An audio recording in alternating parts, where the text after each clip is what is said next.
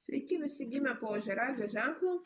Pasižiūrėkime, kas jūsų laukia laikotarpį nuo balandžio 29 iki gegužės 5 dienos. Savaitės perspektyvos. Ko vengti. Ir patarimas jums. Šią savaitę jūs tiesiog būsit priversti laikytis visų įmanomų dogmų, taisyklių, neužsiimkit jokiom manipuliacijom, tiesiog kaip yra, kokios taisyklės nusistovėję, kaip prie ko esat pripratę, to ir laikykitės. Dar prie to pačio gali būti, kad šiuo laikotarpiu sudalyvausite kažkokio tai tradiciniai šeimos šventėje, tai yra ar krikštynos, ar vestuvės, kažkas iš to, kas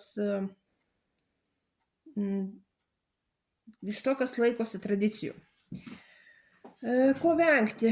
Venkite perdegimo, labai kažkokio greito užsivedimo, kažkur lėkimo, kažką darimo. Neperlenkit lazdos, nebūkit tokie visur užsidegę, visur degantis, nevaldantis savo emocijų, savo pykčių, savo energijos. Tiesiog susiimkite.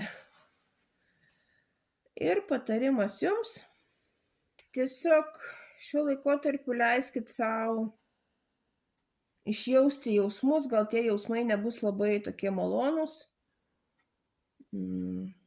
Galit ir tokius, gal ir sunkus jausmai kažkokie aplankyti, tiesiog leiskite savo jausti ir tai išgyventi. Tuo pačiu paleiskite viską, kas jums jau yra nebereikalinga ir neneša naudos.